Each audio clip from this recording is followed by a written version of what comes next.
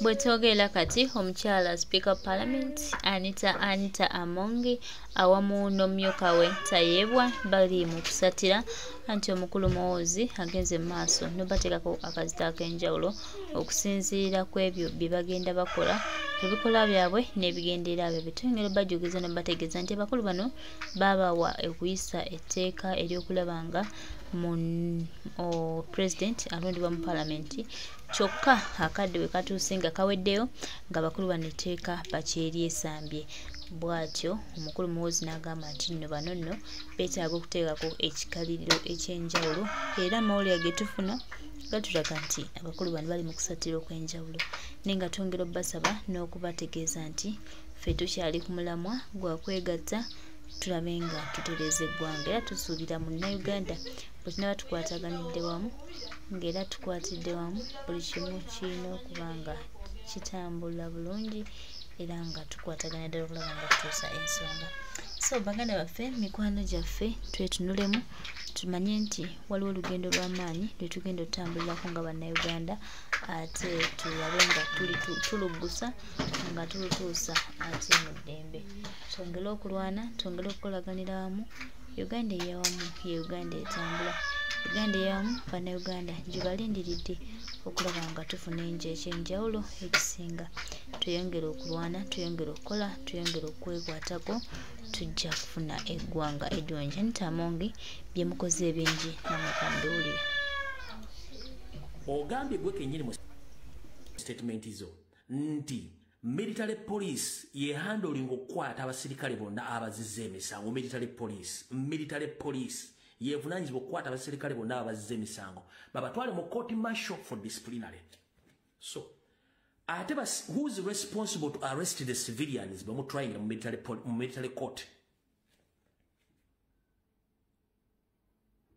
Nobody Mao ogambye mu statement yo mu video gy'otobelinzi nti military police yevunaanyizibwa kukwata abasirikale bonna abavunaanibwa batwale mu military court.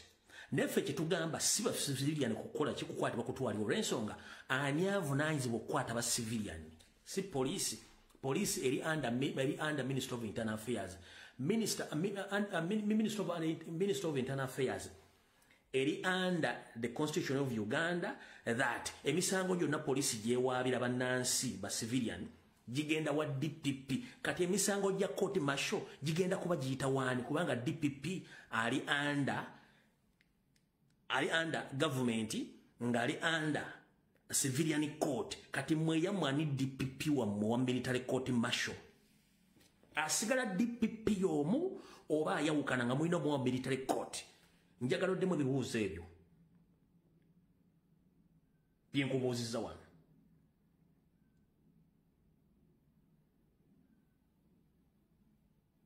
Njagala oddemu ebibuuzo bye nkubuuzizzaawo. Ogambye military yevunaanyizibwa okukwata abasirikale bonna batwala muki mu kooti y'amagye. Kati ani mu military court Bannayuganda batwalibwayo ani avunaanyizibwa obbakwata? Era emisango gyabwe ani awandiika fayiro gitwala mu court martial? Ani awandiika emisango gy'aba civilian obatwala mu court martial era ani abakwata?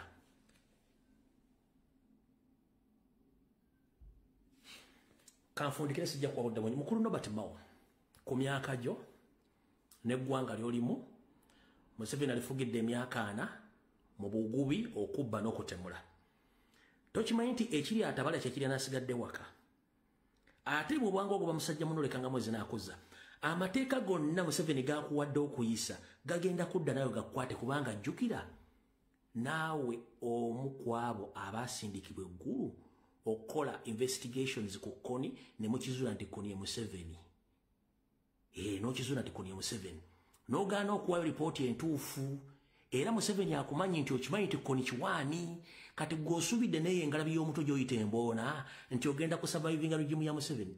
Museveni taleka bujulizi kubanga akumanyi yogolimu oli buli sente okumanya Museveni abamanyi mwenna bulira bulungi okumanya Museveni abamanyi mwenna nabuno obubaka yabadde abuweereza mmwe so si bantu bonna abalala bonna buli muntu yenna agenda Museveni n'akuwa ssente nga alina kyakutuma omukolera nga tekiri mateeka oba ovuma muntu oba owamba muntu oba omukonjera oba omukola ki oba okuyisawo etteeka lyonna effu kitegeeza aba akumanyi nti you can be used wano bwe yayogedde bw'ati. Mwena muri bwavu wali bamanyi.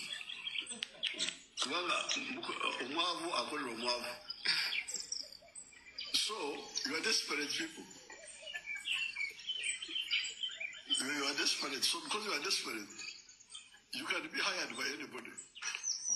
Get of men or get of me good who said. We get of ready move for mercenaries. Our circle of pangs. So, mwame no batimao. Ndowooza olidde statement gw'oyita mukamaawo akugambye mwenna muli baavu mukozesebwa muli mamashinale omuntu asobola okuhayalinga okukola kyayagala kati Museveni yakuhayalinze oleete biiru eyo nenga mu constitution high court yagoba military court martial tiba civilian balina kukulaki kutwayingibwa mu civilian courts kati gwoleesa otebolinze ekintu nenkubuuza ebuuzo tojja kufuna ansa yaabyo nenga nkubuulira kyonna abayinza nosookera mu military court eyo after passing that bill ayinza okuba omugwe ku ggwe bwebanga tebakusse kubanga essaawa yonna bayinza okujjawo naawe awo tuvuddewo tukyayite eno wansi mpolampola kubanga njala kubiyitamu lukwabaayo then tuleke tugendeyo mwagala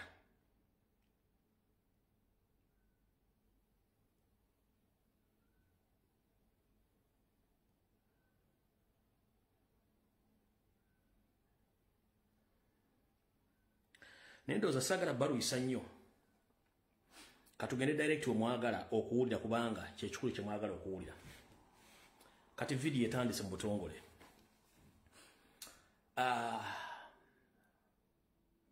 abasinga obungi mwenna kyemmaze okukolako research n'okuzuula era nkinoonyerezaako nnyo abasinga obungi bannayuganda temusalawo okusalawo mulina kutono nnyo ekyokubiri mulina olusaasasa ekyokusatu ogamba ati agundi muleke tomwogerako kubanga waliwo asobola omwogerako yes ekyo kituufu oli mutuufu naye njala kukubuulira ekigambo kino kitegereka video katandise bulungi nnyo muganda wange gwali eyo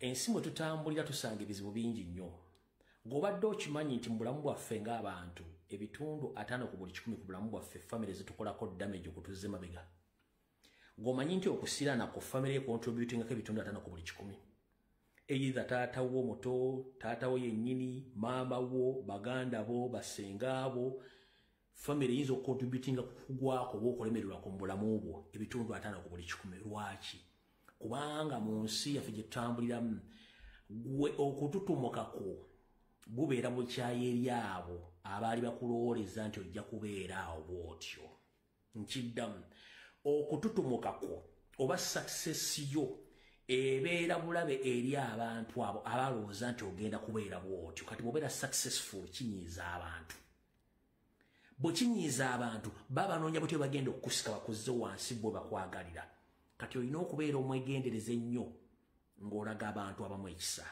kansooke nkunnyonnyole abangoberedde okuva mu kampeni z'ekyaddondo ne tujja mu z'owa parliamenti tuzze mu za president buli kimu nakola statement ne mbagamba nti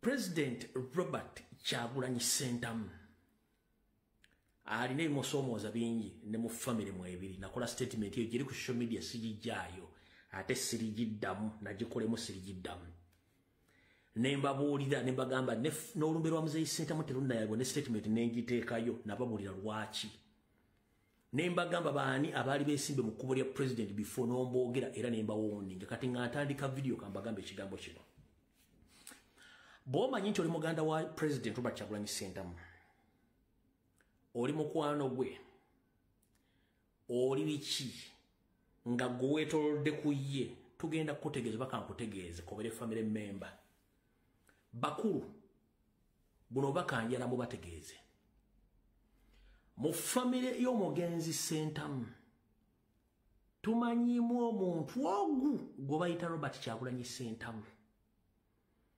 abasigadde mwenna muli subject to questions muli subject to attack in case mugezaako okuyimiriza okwennuka bannayuganda kubanga mmwe mwenna abagezaako kikola mbatambuliddeko ebbanga ddene si leero muli subjected to questions and attack anyone, attack anywhere, anytime, as long as muyimirira mu kkubo ly'omwana oyo oba erya president. Lwaki? Nga sinagenda wala nnyo, njagala okusooka okwebaza. Nga sinagenda wala nnyo, njagala okusooka okwebaza. Abazadde abaaza Robert Kyagulanyi Ssentamu, okuli omugenzi Ssentamu, saako ne maama waffe omukadde eyazaala Robert Kyagulanyi Ssentamu. Mwebale nnyo mubalire ddala kuba Katonda abawummuza. Njagala otwala okwebaza kuno eri mwenna abaaweerera, abaaliisa, abaakuza Robert Kyagulanyi Ssentamu Baganda, mwebale nnyo mubalire ddala. Ekyo mwakola omulimu gwa ttendo nnyo. Era tubeebaza tetubabuusabuusa kiki mwakola. Naye wano wali okulera okukomba essowaano. Wewa.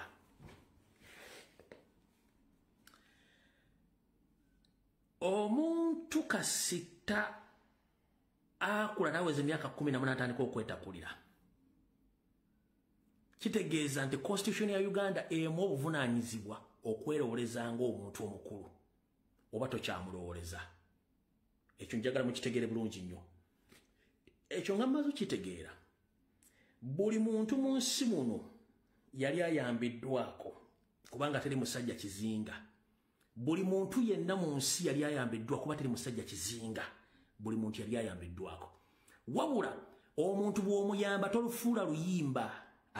Singa tuvuma nnyo, singa tuyimba nnyo Katonda tuyamba, ne omuntu bw'omuyamba tolufuula luyimba, buli kimu kiggwa. Mumpulidde bulungi? Ekyo nakyo nkimaze bulungi nnyo njagala mukitegeere. Bwe mmala okyogera ekyo, wano wali okulera okukomba essuwa ntuba tusimbudde. Mu nkola ey'ekisajja kikulu, nze gwe mulaba wano nababulira wenziikibwa, nafuuka mwana wa ggwanga, era n'abagenda okunziika sibamanyi. Nafuuka mwana wa ggwanga. N'ebizibu byantuukako ggwanga liryalwa nasinze saamanya. Mu kiyiiyu kye mwaweerera, mwalabirira moto wammwe Robert Kyagulanyi Ssentamu, mwebale nnyo mwebalire ddala era tusiima. Wabula omwana oyo yafuuka national property era takyali wammwe. Yafuuka national property takyali wammwe. Lwaki? 1. Kansoke malo babuulira mu batanategeera bulungi nnyo. Robert Kyagulanyi Ssentamu omukulembeze omulodwa olw'eggwanga, abantu ba family muyina olukusa okumusanga mu maka ge oba mu meeting y'ekika. Teri mwana wa nkyukakyuka oba wa national platform wa people power agenda kubakwatako oba banyigako nga president ali mu lukiiko lwa kika mu meeting ya family oba ali mu maka ge nga mutudde. No problem, teri buzibu. The moment president wabanga tali mu meeting ya kika nga ali ku national unity platform, afuuka national treasure oba national property. Ompulira bulungi nnyo. President wali mu meeting ya kika tetusobola mwogerako. Bw'aba ali mu family meeting tetusobola mwogerako. N'abali ne mukyalo ne family ne babi ewaka tetusobola boogerako, bali mu byabwe. Bw'ava ewaka n'asimbula ekigenda ajja ku kiba kya national platform oba n'agenda n'afuluma ku national matters, aba tali subjected ku family members nowhere. Ekyo temuddamu kyogera wantu wonna. Ekyo nakyo mukitegedde. Ekyokubiri, wali okitegeddeko nti omuntu bw'ava wali omumanyidde oba wali omumanyidde ng'ayina waatuuseeko wadde omumanyi olina emitenda mw'olina okuyitamu mufuna wadde omumanyi nga gw'omuzaala. Abazadde bangi bazaala abaana ne bafuuka bagagga nga n'omuzadde okulaba omwana alina kumala kusaba lukusa okuva mu abo abakkirizibwa okulaba omwana oli. Ekyo njala mukitegeere. Si kuva eno bwesimenze nze taata wa Dr. Gundi ogenda osaatuka oyingire mu ddwaliro nga lya balwadde. Jaga please wait a minute. Dokita akyalina abantu bakyakolako, bw'anaamaliriza ojja kuyingira bwe kiri. Kankweka ekyokulabirako. President Barack Obama bwe yafuuka president wa America, baganda be abali mu Kenya bagezaako nnyo okugenda ku American Embassy oba visa bagende bali muganda waabwe. mu nkola y'amateeka n'ebiragiro baalemwa okufuna visa d'ogenda okulaba Obama mpaka ero yava mu America n'ajja Kenya okulaba ku jjajjaawe ne bamusinkana ekyo bayita protocol n'amateeka. Ompulira bulungi nnyo n'okutegeeza nti omuntu bw'ava obadde omumanyire n'agenda ku ddaala eddala tomumanyiranga aba asusseewo omulowooleza. Gwe tugambira nti akamanyiiro kasukkawo kalina okukoma abantu abamu olina okuleka abantu babeereyo balina okuba oba omumanyiiraawo yavaawo yagenda ku levo ndala. Mukulu Ediyawe Robert Kyagulanyi Ssentamu gw'omanyi muganda wo mulindenga mu meeting ya Chika oba mu family meeting. If it is come to national matters ne ku national platform abantu bonna abaliwo abavunaanyizibwa ku president waffe olina okufollowinga protocol mpaka lw'omufuna ng'omusanze mu ofiisi ye ng'omuntu. Bw'oba toyagala followinga protocol that means nti gwe kikulemye kubanga tuli mu national matters. There is a difference between the national matter and the family matters.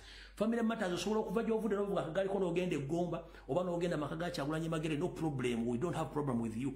But if it is come to national matter, you have to follow protocols. Oba gwamugulira Daloni, gwamugulira obutawa kasuku, oba gwamugulira kisumuluzo, oba whatever, tebitukwatako, you have to follow the protocol. Why? Kankutandike kwotegeere. Ono Sodo Kaguta. Ono Soda ani Kaguta. Waliwo katika video katandise. Ono kubaita Sodo Kaguta. Esawa eno mukubira esimu n'emala n'omwezi nga simufunye. Bwe mbaga simufunye sola agenda